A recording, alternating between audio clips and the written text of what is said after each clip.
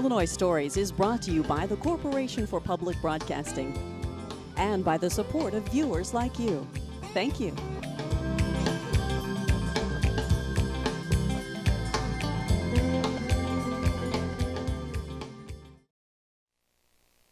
Hello, welcome to Illinois Stories. I'm Mark McDonald near Divernon with a copy of a brand new book called Ingenious by Jason Fagoni. A true story of invention, automotive daring, and the race to revive America. And that describes what's been going on in this garage for the last 5 years. Well, Kevin Smith, I mentioned the book. This is the car. 7, the Illuminati Motorworks 7. Correct, What yes. a cool piece of work it is. Thank you. You and your crew have been working on this since, what, 2008? Yeah, 2007 is when we applied for the competition, the Progressive Automotive X Prize, and we started working on it then. We worked through the competition, which was 2010, and since then we've been working to make improvements on the car. The car's body, aerodynamics, cleaning up the electronics, making it more efficient, taking it out to Chrysler for testing, running it in some 8th mile races, entering it into the Route 66 Car Festival, and coming in December, we're doing a book tour. It's remarkable. When we mentioned the X Prize, people may remember that was back in 2010. There was a $1 million prize for a new styled car that could go this fast and on this much fuel. And I mean, it was very strict, right, what you had to be able to do. You guys came in second. It broke your heart, I'll bet. Yeah, well, during the acceleration event, our clutch burnt up. So we couldn't do the 0 to 60 in the time that was required. And when we got home, I said, you know, heck with it, guys. Let's just bolt that clutch together and go out there and see what it'll do. And since then, we've just been moving forward. So yeah, we missed. It was a total of a $10 million prize that was split up between a couple categories. And ours was the mainstream category. You had to build a full-size car that got at least 100 miles per gallon, a 200-mile range, 0 to 60 in 15 seconds. We do 0 to 60 in 6.5 seconds, have 130 mile an hour top speed. And this baby will go 130? 130. Oh, wow. EPA tested 207.5 miles per gallon on the EPA 74 test cycle. That's the one they use on the Leaf, the Volt, all the new hybrid and electric cars that are out. We talked about the original 7. If we look up on the wall here, you can see that it's changed a lot. This was part of this, I guess, a fender from the original 7. And then over your shoulder, back on this wall to our right, it looks like the hood, the original hood cover of the 7. So 7 has changed a lot. In fact, I like it a lot better now. I mean, it really has a very distinctive style. We're going to talk about how you came up with this style and how you did all this. But first, let's take a look first in the engine compartment, if you can open that for us. And then we'll walk around and we'll just open this baby up and take a look at got the magic inside key. And out. Magic key. You grew up in Chicago. You can open anything, huh? Just about. Let's see. There we go. Okay. All electric, right? All electric. Beautiful, beautiful. We're going to come back and we're going to discuss how this works, but let's keep walking around if we can. Just make sure that we can see this whole thing real quickly here. The side doors, the front doors open up. All 4 doors. All 4 open up. Isn't that cool? Yeah, we seat 4 full-size adults, which in the United States... And that was part of the deal, right? You had to seat, it had to be a full-size car. Had to be a full-size car, seat 4 adults in the 95th percentile. So not big guys like me, 5'8" and 160 pounds, you know, it had to fit. The requirement was for 6'2", 240-pound male. Some of your crew fits that description. Oh, yes, yes. And look at all the leg room. It's terrific. Yes. A lot of leg room. Yeah. And the guys in the back, there's like a duck flying backward back there. They face backwards. Yeah. Some of the old station wagons did that with their 3rd row seats. Kids absolutely love it. I actually had to break up a fight between my college roommates, son and daughter, because they both wanted to ride in back so bad that they were fighting over who got to ride there. I'm like, guys, come on, we can take more than 1 trip. And they're like, we can? I'm like, oh yeah! And in fact, I told them, you know what? Whoever rides in the trunk gets to ride for free. And they're like, what do you mean free? Oh, the free, yeah. Oh, I like this too. Illuminati, Motorworks, IMW, 77, car 7. Okay, neat. Yep. And that's quite a bit of space, actually. It's about 12 cubic foot of space. You can fit a couple set of golf clubs and some bag chairs in there.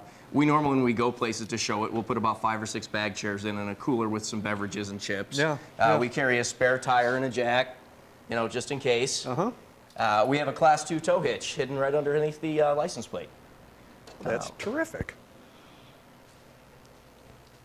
And then we went with the old styling with the skirt covers. I like those covers, yeah. As Reg, the guy that taught us how to do the carbon fiber body, calls them specs.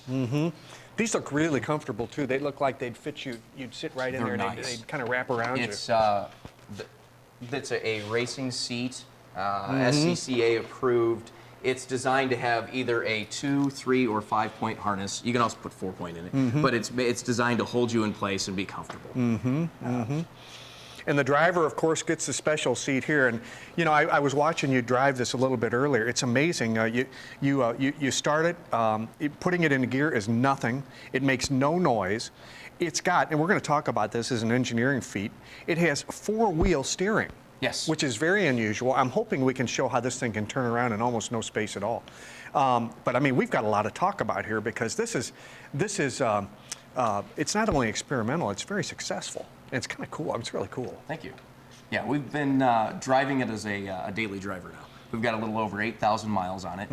It is licensed with the state of Illinois. Secretary of State Police came out and inspected it. We have our VIN right here on the door. You got your own VIN number VIN, now, huh? licensed, insured. And Progressive is the one that sponsored the Automotive X Prize, and they're the ones that insure the vehicle for us. It's a little tricky getting insurance for a custom vehicle, but Progressive has a special rider for vehicles like this in case that they do go somewhere, like Tesla. Now it's a car company. If you've got an in with Tesla or Illuminati, so they're very helpful with the experimental vehicles. And you will take us for a ride today? Oh yes, oh yes, we will go for a ride. Okay, well we're going to save time for that. Thank you, Kevin. You're welcome. Thomas Pasco, unlike some hybrids and cars that burn gasoline and also run electrically, 7 is all electric. True. And we're looking at the motor compartment. Not an engine compartment, the motor compartment. That's correct. Okay, it's all, what's unusual about this motor compartment? Well, as you see here, we have a very large 98.7% efficient electric motor that has 200 horsepower and 420 foot-pounds of true torque. A electric motor delivers that power immediately when it first starts. You've got all of that available. Whereas a gasoline, a diesel engine has to develop RPM and everything to get there. So it actually is a much more efficient, an electric motor out of the box, the cheapest ones are 80% efficient.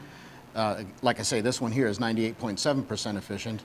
A gasoline engine in our vehicles today, we're approaching 20% efficiency. We're throwing away 80% of the energy of that gallon of gas we just burned, either in heat or some other pollutant or something else into the atmosphere. Whereas electric motors, because they are so efficient, that really is the way we need to go. On top of which, the electric motor in this vehicle doesn't put any pollutants into the atmosphere. And so while you're talking about then maybe a power coming from the power company, but it's so much easier to put like scrubbers and things like that on the power companies so that it helps our environment, and then we put nothing out.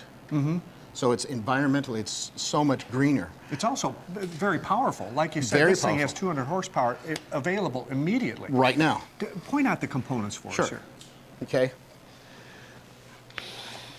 As we see down here, this cylinder here, that's the electric motor that, like I say, is 98.7% efficient. It is controlled by this controller unit up here, and instead of having a resistor pack or something like that to control the amount of power, because we don't want to break the axles and everything because it has so much power, what it does is it's called pulse width modulating. It turns it on and off faster on till it finally is fully on, and the car is doing over 100 and something miles an hour on a closed track, of course.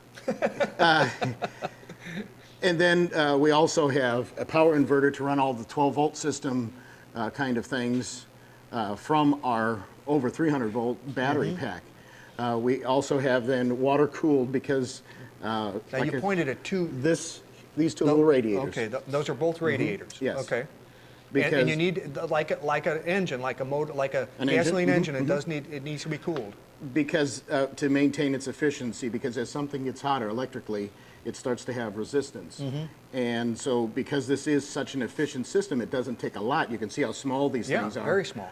But it's still just enough. And then over here underneath our cover here, we have the charger that we're able to plug in outside of the vehicle over here. Okay. Could you demonstrate that for us? Sure. Now this is the cable that you would take with you in the This trunk is the and if cable you're on that we the would road. take. Yep. And this will go 220 miles without a charge, right? Right, right. Let's put that in the street talk here. We're It'll going go to from Chicago. Chicago to Springfield without having to charge up. Yeah. At 70 miles an hour. At 70. Not Yeah. at 28 miles an Yeah. hour or something like That's that. terrific. Yeah, we're able to actually fly down the road. Yeah.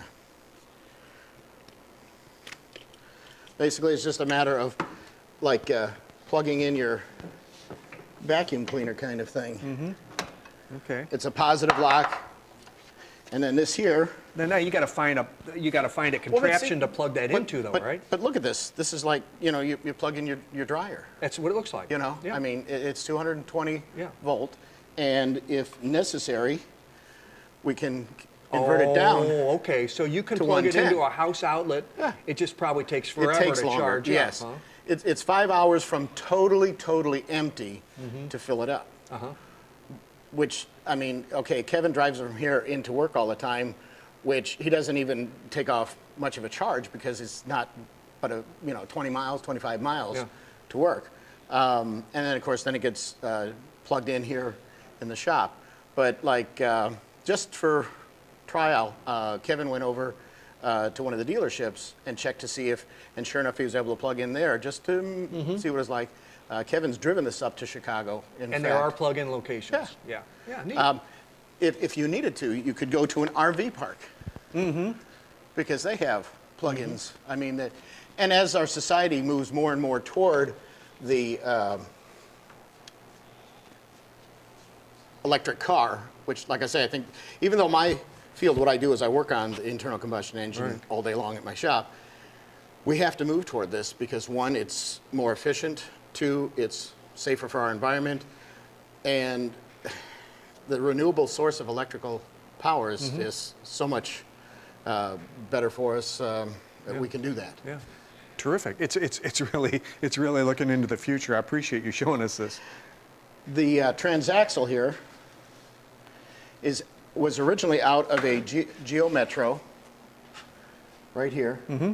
And because we had so much power, we ended up having to have gears made for it so that it could handle the amount of power. So when you talk about an electric motor, a lot of people think of the old electric cars that couldn't get out of their own way. Yeah. That's not this car. This car is flat out impressive. Neat. Nick Smith, your son Kevin lets you take the car out every once in a while, huh? Yeah, not too often though. I live a couple hundred miles north of here, so. You don't Not get a too chance often. to drive it very often. It's kind of a thrill, isn't it? It is. It's really nice. It's really nice. It's a little sportsy feel to it, but Yeah. it's nice. And I bet you get a lot of comments, or at least a lot of looks, don't you, when you're Oh driving this man, car? unbelievable. People turn around, they give you the thumbs up, and they really, it's different. It's very different. And okay, now we just got past because we're poking along here. The reason we're not going a little faster is because this car makes a lot of noise in the cab, doesn't it? Yes, it does. Why is that? That's because of the way we mounted the motor. We mounted the motor straight to the framework. And your electric motors have a natural winding to them anyway. And mounted to the solid framework like that, it accentuates it, makes it really loud. And there's a way to correct that, I assume, if you. Yeah, but we plan on putting some different motor mounts in it, which will be a kind of a rubber motor mount type situation. And that'll should almost eliminate it totally. so. But I'll tell you what, when you see it going down the street, you remember it. It's a gorgeous thing to see, isn't it? Different automobile. I had signs at the back of my truck when I was going home all the time, back and forth, and they would see people pull up alongside like they're going to pass you. and then they slow down and they put their camera and just take a picture of the picture I had on my truck because it's different. Oh, is it ever? Well, Nate Knappenberger, I mean, you can't get into a car without like getting into the dashboard, you know, and you kind of gotta see, how does all this work? And if I'm driving it, how do I control all this stuff? It's fascinating. Okay, so basically it's a normal car. You have your steering wheel, tilt steering wheel, turn signals, and regular ignition. You just turn the key and then... And of course you can't hear it when it's on, No, right? no, I mean, the electricity makes no noise. No, you turn the ignition to start like you would a normal car and it starts right up. Headlights, wipers, your washer bottle, and our horn's up here. And this is how we monitor the battery state.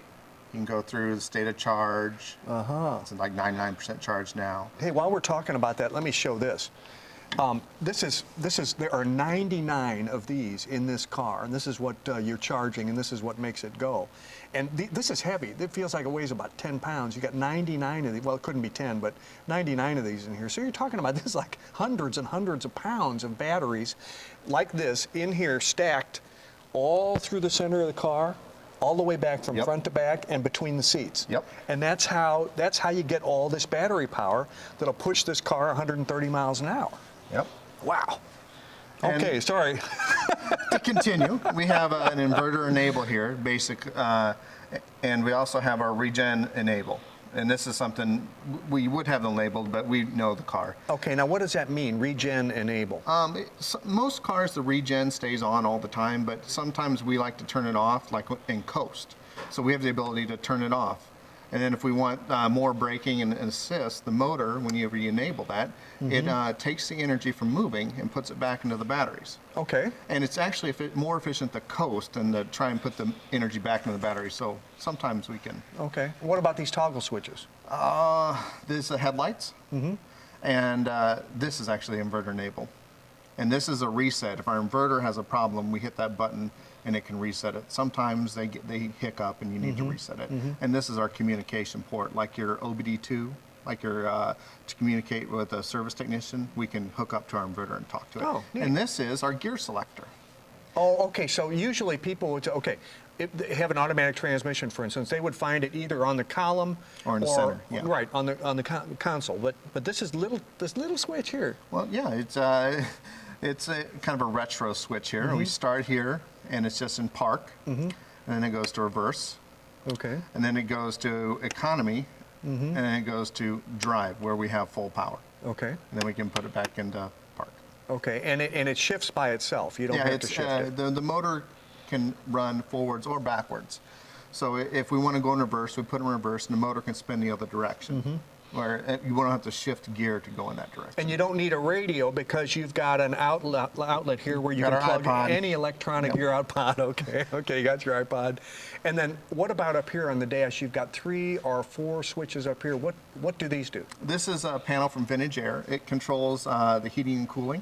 It has a heat exchanger in there where hot water goes and can heat the vehicle, and it just controls the fan, and this controls the temperature you want it at, and this controls which vents it comes out. So we got our dash vents, our floor vents, and we got our defrost vents. Okay, and what about these toggle switches here? One of them's for the amplifier, for the audio, and the other one is for a fan to bring in some outside air to cool off the vehicle Seems whenever like you're you've not thought moving. of everything. Since you're like sort of the electronics guy on this project, do you ever get called for an emergency? Not so much anymore. You got it all figured out We've now. worked several of the bugs out, but every once in a while there'll be a panic call, and I go, okay. I walk them through it. It was more exciting during the competition when I wasn't able to be there, and I had to walk Kevin through a couple of troubleshooting. Yeah, it's hard issues. to do long distance, isn't it? Well, when you sleep and eat, sleep and breathe the car, and everything's in your head, you can tell him what to do. But we got through it, and no, not too many. He's picked up what he needs to know to operate the vehicle, and I haven't had too many service calls. Terrific. Okay, this was 7 during in 2010 at the X Prize competition, and this is the redesign.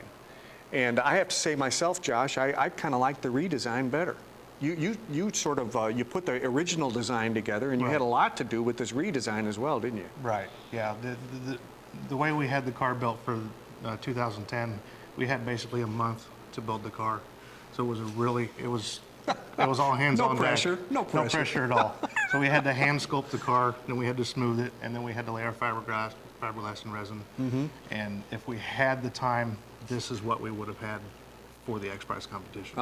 But we had a very short window to work with, and I think we did good in that month that we had to put what we put on the track. Let's take a walk around and actually take a look at the materials here. You can knock on this thing and you can see it's very solid. It's fiberglass, isn't it? No, this is carbon fiber. Carbon fiber. And Kevlar over a honeycomb structure. Wow. So it's very solid. Would you open that door? See, let's demonstrate how solid it is, because when this thing closes, you know it. Boom, you bet. And you can tell it fits. Yeah, that's a good fitment right there. That's part of the challenge, isn't it? To make sure that everything fits as tightly as it should. Yeah, and it has to fit. It has to fit tight. Our seams have to be tight to help with the aerodynamic drag. And how did you get these shapes? Look at this, for instance. How did you do this?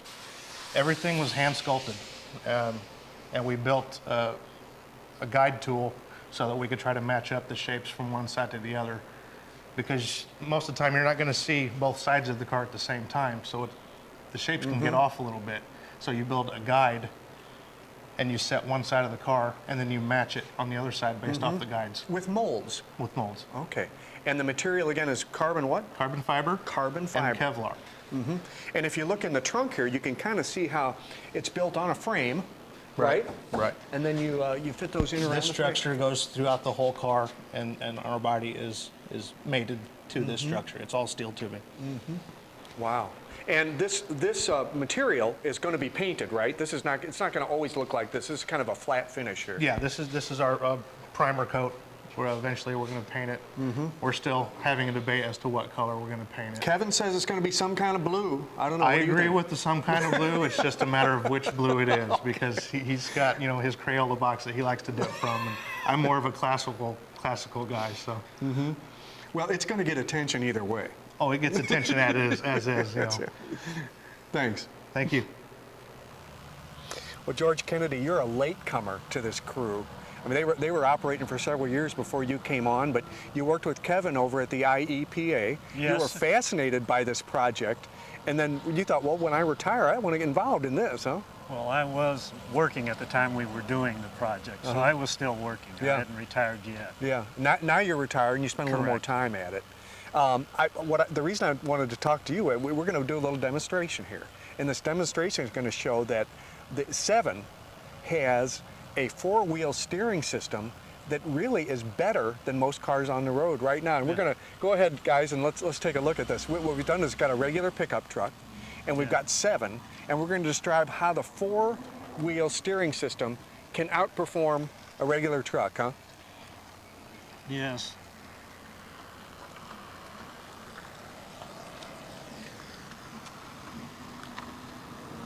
Let's see how sharply this baby can turn.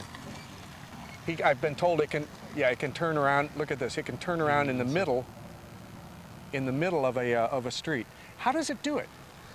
Basically what you've got here is you've got a linkage from the front wheels to the back wheels. As the front wheels are turning for about 20 degrees as they turn, the back wheels will follow the same angle, or they will turn the same direction. As you go further than 20 degrees, they will follow.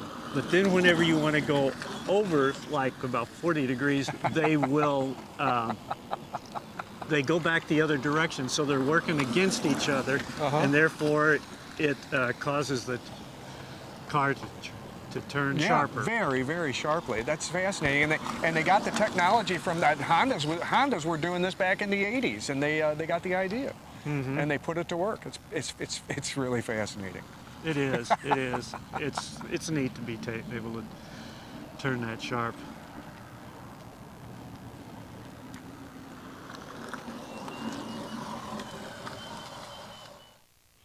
The author Some of the crew and 7 are headed to the East Coast for a book tour in December, including stops at MIT and Princeton. With another Illinois story near Divernon, I'm Mark McDonald. Thanks for watching.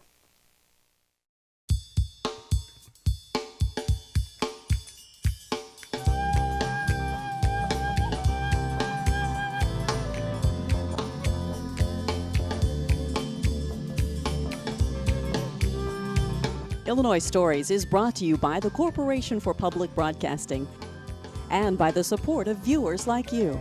Thank you. For a DVD copy of the program you've just seen, send $19.95 to Network Knowledge, P.O. Box 6248, Springfield, Illinois 62708. Be sure to include the program name, subject, and when the program aired. You can also order with your credit card by calling 800-232-3605.